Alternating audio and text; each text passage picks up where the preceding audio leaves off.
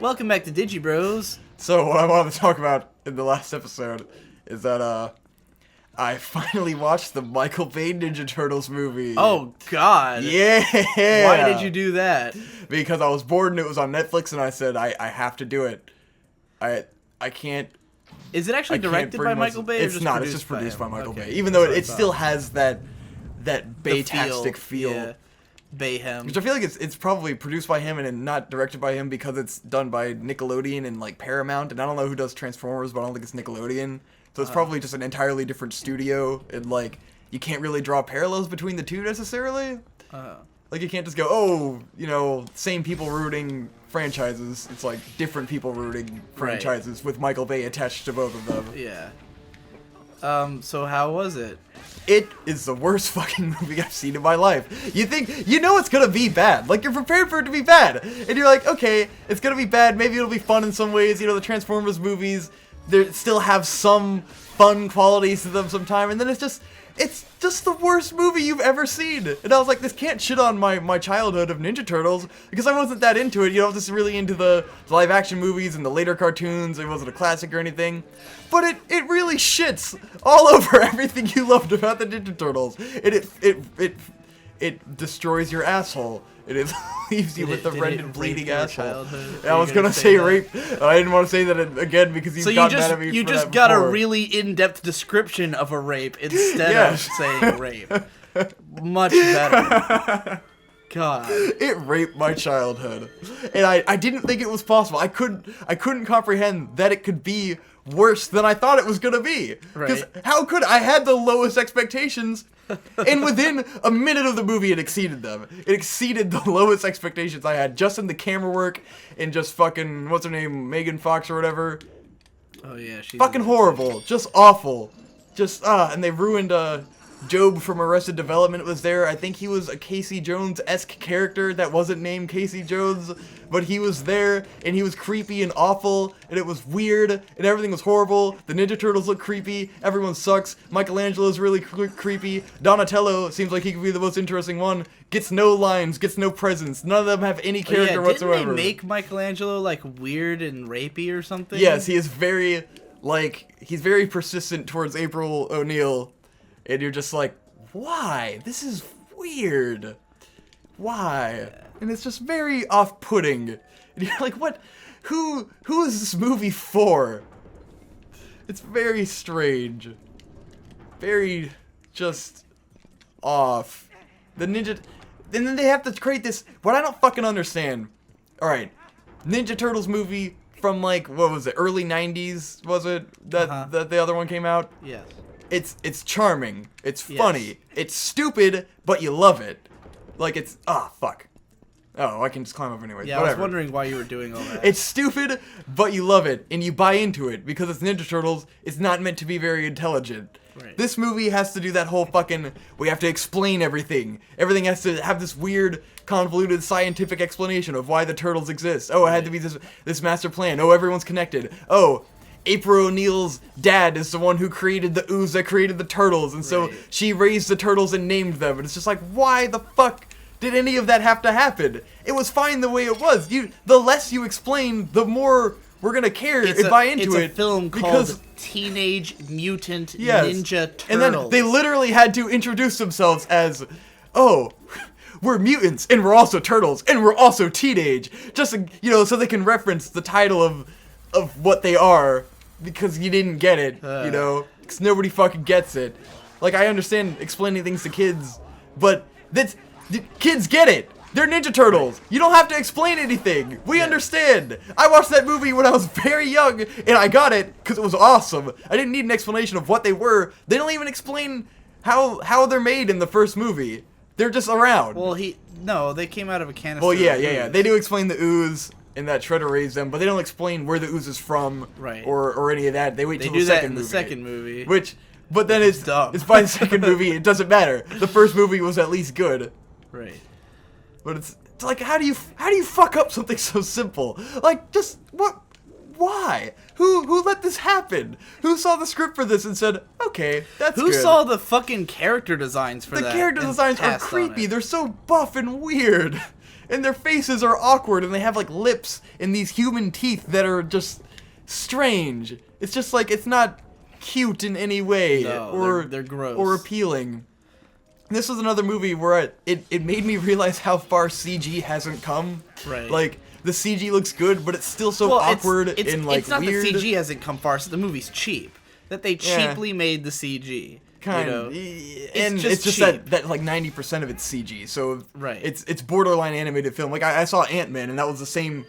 I got the same feeling where I was like, this is basically an animated film. Right. Like, they might as well have made the people CG too. Like, fuck it. Like, every action scene is CG. Like, entirely. And it was the same thing with Ninja Turtles, and it's just so stupid. Then the fact that they explain so much of what's going on, it creates more ridiculous plot holes and shit. Because then you're just like they explain so much about how they're made, but then you're just like, why is Shredder a ninja master? Right. Like, they didn't explain why he knows... And why is he older than them? And why is he training them to be ninjas when they all, like, developed at the same time? Splinter, and then it just makes you think about this shit. Splinter. And it's stupid. And then Shredder's, like, fucking Mecha Shredder the whole time. He gets some ridiculous mecha suit. You see him in one scene as a Japanese dude, and then he's Mecha Shredder the rest of the movie. Never will get the satisfaction of... Babies! Exactly. There is nothing charming, humorous, or endearing about the film at all. It is just a nightmare. You just feel stressed the entire time you watch it. Now that you've finished ripping on a year-old film that everyone else has already ripped on. It had to happen. It finally just broke me. Why don't you also tell your fun story from today? Oh, man. Let me do the build-up for it. We can trade off back and forth with who's telling stories. Why? Do you not want to tell your story yet? I don't know. You're always like this. You're always like leave it off to disperse my content. To the point where you're all tired. So it's not like 2 episodes of Victor talks and then like 5 episodes of Conrad talks. All right, fair enough. We'll go into what I've been watching. Yes. I had a weird start of the month. It's currently the 9th that we're recording this. I also like to focus on playing the game a little bit. It's currently the 9th, and on the 1st, or leading into the 1st, we did a 24-hour live stream. Yeah. Because I reached 100,000 subscribers on YouTube, and to celebrate it, we did a live stream. You lasted, what, 14 hours? And I did the last 10 with Jesse Wood and Give and Take on Skype. It was a good time. Way crazy exhausting. Like, I physically and mentally was past my limit hours before the end. Yeah. And it took days to recover. Like, days of just constantly sleeping. My eyes hurt, my back hurt for days. Like, I was crying for, like, 15 straight hours Jesus Christ. during the process of the thing because of the fact that my eyes hurt so much. Say crying, I just imagine you like actually bawling. Yeah. It's like, why am I doing this to myself? So yeah, it was pretty taxing. So like for a few days I was pretty much out of commission to do anything. And in those days I decided to start watching Yu Yu Hakusho. And the reason is that, like, a few months ago, when Marcus came over, he invited me over to his house one day. He said, everyone's here and we're all going to eat nachos. And I show up, and everyone's just sitting on the couch, and Yu Yu Hakusho dubbed is playing on his PS3 for no apparent reason. Like, at the start of episode 2, and I'm like, what the fuck, Yu Yu Hakusho? And I hadn't seen this show in, like, 10 plus years. So, like... You know, it's all, like, rushing back to me as I'm watching it. And the first thing I'm struck by is Yu Yu Hakusho is the best dub ever. Like, not only is it a great dub, but it's, like, markedly better than the Japanese version. Yes. I listened to some of the Japanese version to confirm I don't like it. Like, after hearing the dub, there's no way I could sit through the Japanese version. Like...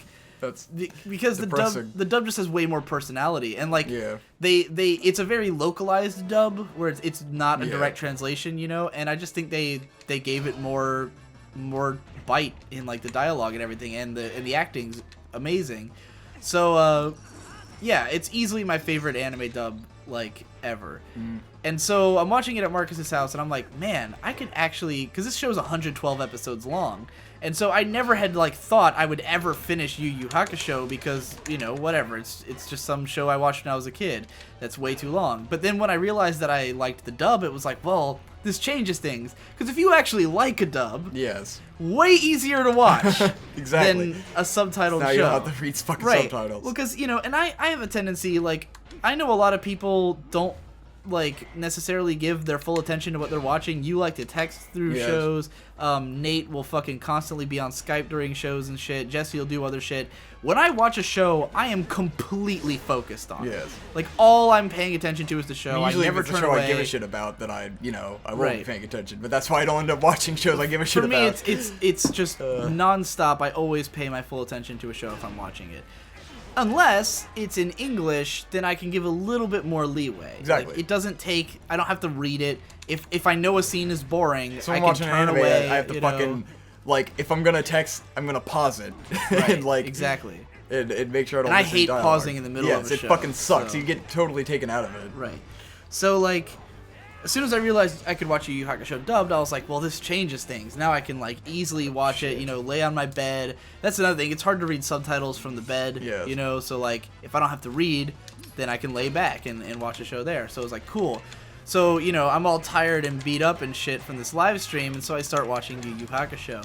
And it was really hilarious because by total coincidence, on the same day, you randomly decided to watch Death Note dubbed. We suddenly both had the realization that dubs are good at the same time. Well, I don't know that dubs. Well, that they can be the Death Note dub is terrible. It is awful. Light Yagami is impossible to take seriously at all. I feel like he is a shittier character because of how bad his voice is in the dub. Everyone else is fine. L is awesome. L has so much personality. Misa is not fine. Misa fucking sucks. Light sucks. But it doesn't matter because you hate both of them anyways because they're awful people. It's like, I'm almost glad because in Japanese I probably wouldn't have hated Light as much, but in English it's a lot of fun to hate Light. You're just like, man, this guy fucking sucks so bad.